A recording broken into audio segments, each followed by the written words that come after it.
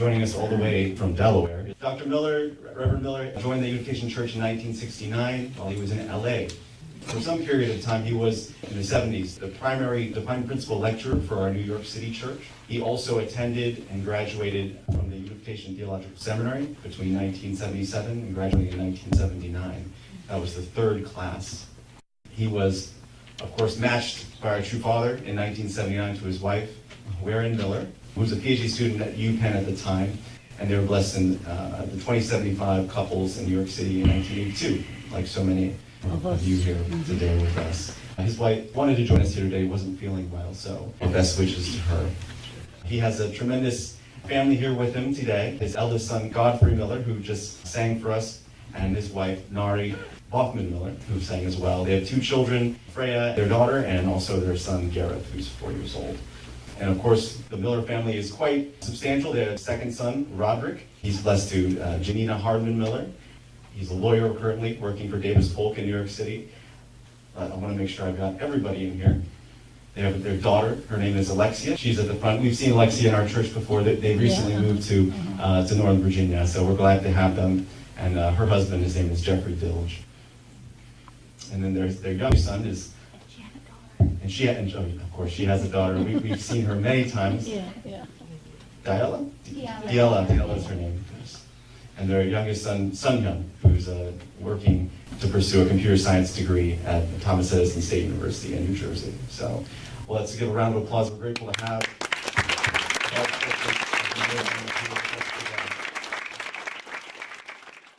And for your second gen, you did not join the church of your own free will. You were born into it. But the same thing goes for you. You can choose what you want to do. I'm giving you, not that I have the authority, but I'm giving you freedom. Do whatever you want. You want to be a drug addict? No. You want to live a fast life with loose women? No. You can do that. Of course, you'll die of AIDS and, or whatever. You'll snort some cocaine and have a heart attack. You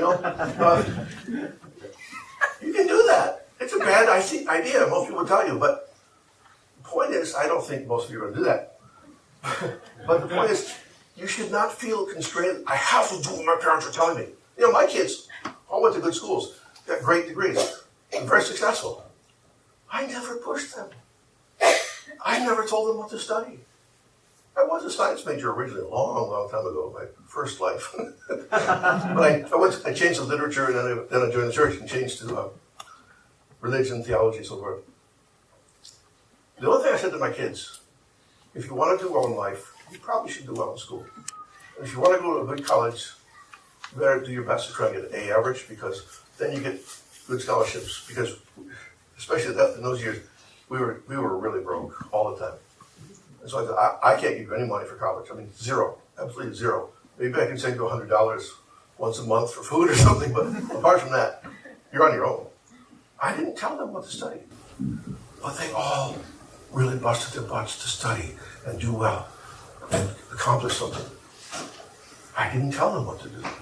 The only thing I told them, I said, you don't have to join the Unification Church. You don't have to do that. The only thing I would encourage you to do, if you can, is to get blessed. To the best of your ability, get blessed and try to make it work. And if it turns out that the blessing is a total failure and your spouse does terrible things and leaves you, all right. From there on, you can choose whatever else you want to do. But at least give it a shot. But even then, I'm not going to force you to do it. Do it only if you want to do it.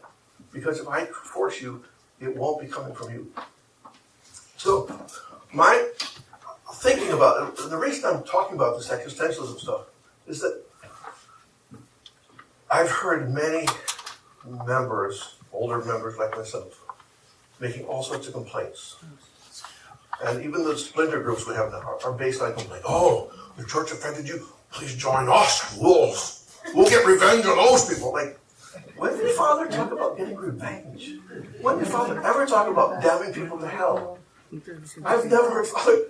In fact, he's very clear. There is no eternal damnation. It doesn't happen. It doesn't mean you can't end up in a bad place and make bad decisions, but there's no eternal damnation. There's no revenge.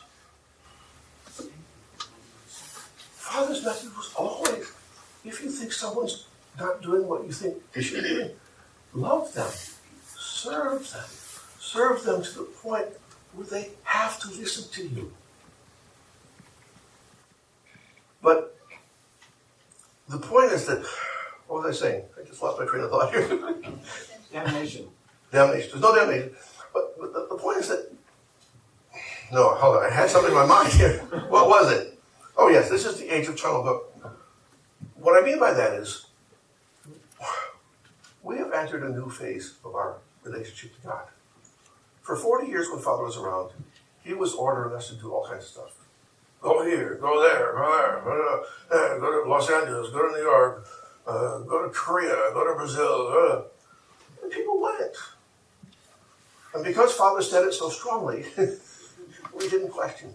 Then Father passed away, and Mother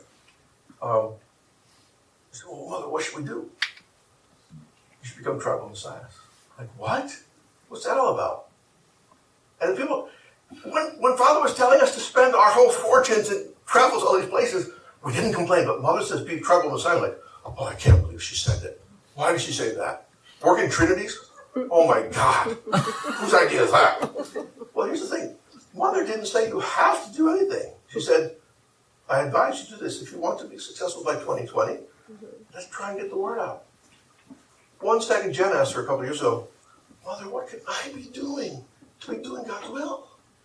To be serving God and true parents? She said, find out what you love. Find out what you're good at. And whatever you choose, be the best that you can be in that thing. And when you've succeeded in becoming the best you can be, you will automatically be testifying to God and your parents.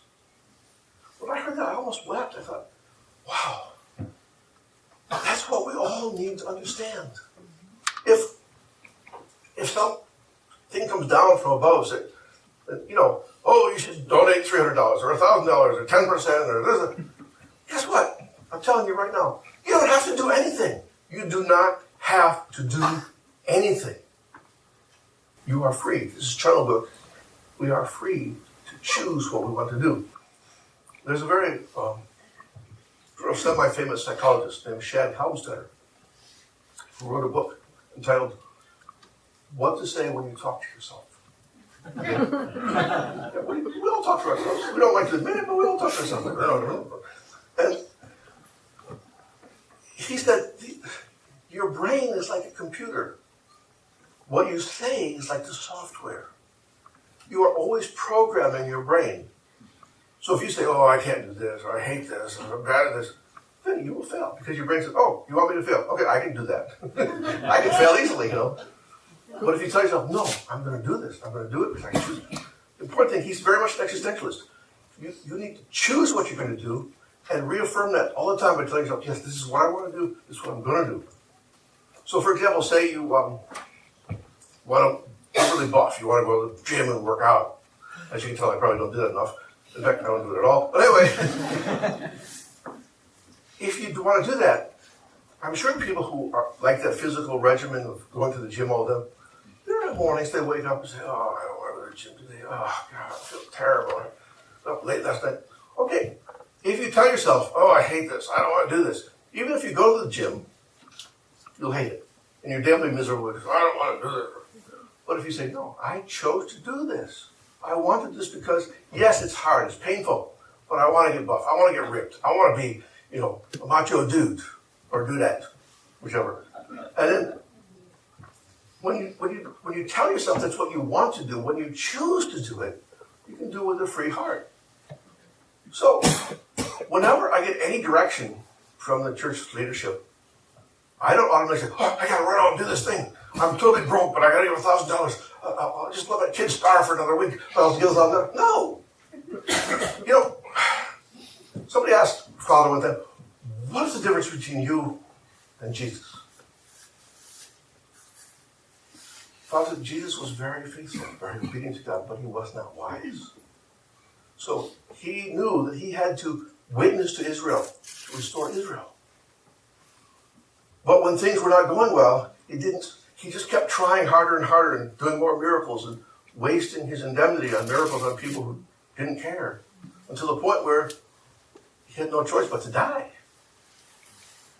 Father said, if I were Jesus, and I had been rejected by John the Baptist, and rejected by the Pharisees, and rejected by the Sadducees, I would have gone to Persia or some other place to try to make another foundation. And then go back to Israel. That's why Father came to America. To win over enough Americans so that he could go back to Korea and say, look, I have this great foundation in the United States. You guys have to listen to me. Now, think about how many of you were at Washington Monument? Many of you. This is why you should never regret your decisions. Do you understand the significance of Washington Monument? Jesus was crucified by the Romans. The Washington Monument was essentially a restoration of the crucifixion. Father came to 20th century Rome and was welcomed by, 100,000 people or more. He was welcomed in Rome, in a sense. That is probably one of the most significant things in the province, next to the Holy Blessing itself. And those of us who were there, who participated, that is our eternal glory. We should never regret that. We should never regret good that we've done. So, how do we not have regrets? It's very simple, be an existentialist. Choose what you want to do. If somebody tells me you got to give $500 to the church, like, yeah, look at my bank account, that's not going to happen. Okay, but maybe down the line I'll give some money, or maybe I'll give $50, and maybe next, 2 months later I'll give another $50. Maybe I can. So if I really want to do it, if I decide I want to do it, if I don't want to do it, I just won't do it. But if I want to do it, I might do it over time. I have to be wise. We have to think. I don't want to ruin my family. I don't want to ruin my life in order to do this once condition. Unless Father says, China's going to invade America tomorrow if you don't give $500. Okay, I'll give the $500 tomorrow. But if it's not quite that pressing, I'll find some other way to do it. My point is, we should be the happiest people on earth. How many people? Some people say, if I were the son of Jesus, I would have followed him. Yeah, crap. But how many? There are many devout Christians. How many do you think would give their right arm or their left arm to meet Jesus in the flesh, even for 5 minutes? Oh, I would do anything to meet my Lord. I would do anything. And there are people like that. But they didn't meet true parents. We did. We not only met them, we spent 40 plus years with them. We are without a doubt the luckiest people on the face of the planet. Not on the face of the planet, we're the luckiest people in human history. There have been billions and billions and billions of people who lived. They never met true parents. We did. So, in conclusion, we should be people who are eternally grateful for what we have. But in order to remain grateful, we have to be thoughtful and we have to choose what we do. If you think the church is not doing something that should be done, then do it yourself. Was Wolfgang and Mitzwe Wolbenberger, live out in Oregon, I think. They felt the church was not doing enough to help bless couples and second gen with their marriages. But instead of complaining and saying, oh yeah, church is not doing enough, what did they do? They donated $100,000 to the Blessed Family Project, whatever it is, the Blessed Marriage Project. And so people have been going to workshops for blessed couples and just having a real rebirth experience in their marriage. So, if you think the second gen here needs some more education or something, from principle or whatever, but the church is not doing it well, who are the church? You're the church. If you think this needs to be done, then just do it. You got a nice place here. Just say, hey, we're going to do a workshop this weekend. Come on. We'll talk about whatever. It's principle. We'll talk about how to get a good job, how to save money. I don't know, whatever. The point is, we should not be people who complain. We should be people who take responsibility. This is the whole point of Son of the Book. We are to be co-creators with God. That means if we're just doing what we're told to do, we're not co-creators. We're not God's children. We're just peons. We're just, slaves. Just obedient. No. We need to be people who are self-starters. As I said, we we're the luckiest people. I love all of you. I mean, just coming here, I actually started tearing up thinking about everybody here. And how much you've all been through, how much we've all been through, so much, year after year after year after year. And yeah, a lot of our lives, there's long stretches which are really painful.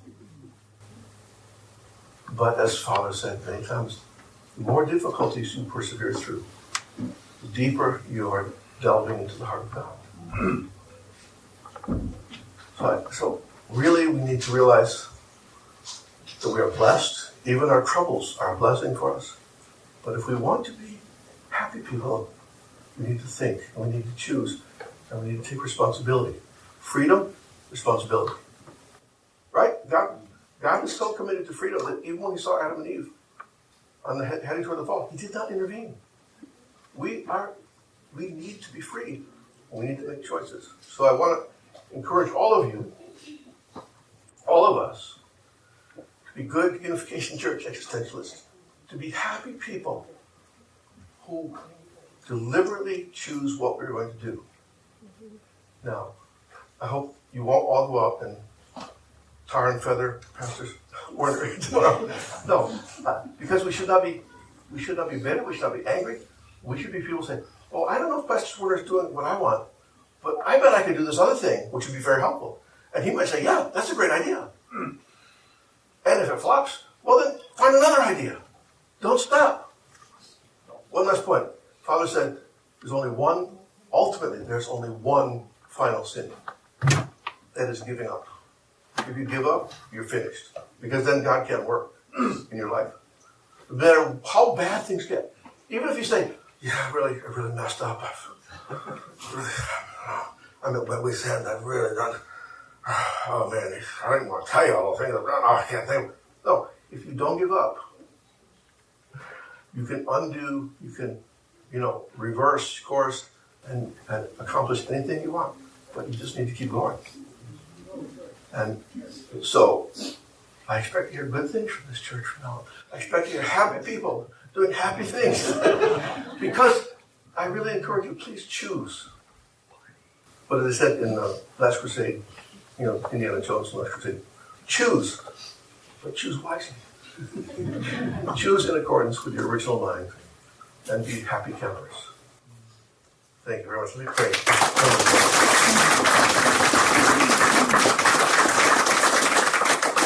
Beloved Heavenly Father, Mother, our true Heavenly Parent, thank you so much for all you've given us.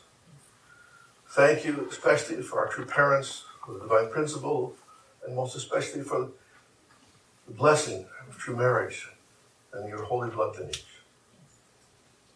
We are so grateful to be able to have been able to participate with true parents in their life. We want sincerely to support our true mother now as she continues to lead the Providence. At this time more than ever, we need to pray for her health, that she may live another 30 or 40 years so that we can really reunite the entire Unification family, true family, and Unification nation to set an example for the rest of the world. And I thank you so much for my really beloved brothers and sisters who are here, who've really struggled through 40 years or more to serve and attend God and true parents. I pray that all of us can realize the great blessing and value of having been able to do this and never for a moment regret anything that we've given with a pure heart. So once again, we thank you for your many blessings. We pray that we can really live according to our original mind and choose the right way, the best way, according to our own conscience and heart and mind, to fulfill your will for us. I thank you once again for the privilege of being here, and I pray your blessing will be on everyone here throughout this week and throughout this year and throughout the rest of our lives. I pray these things in the name of everyone here, in the name of Wayne Miller, of the Miller Blessing, and the family of children. God, you. Amen.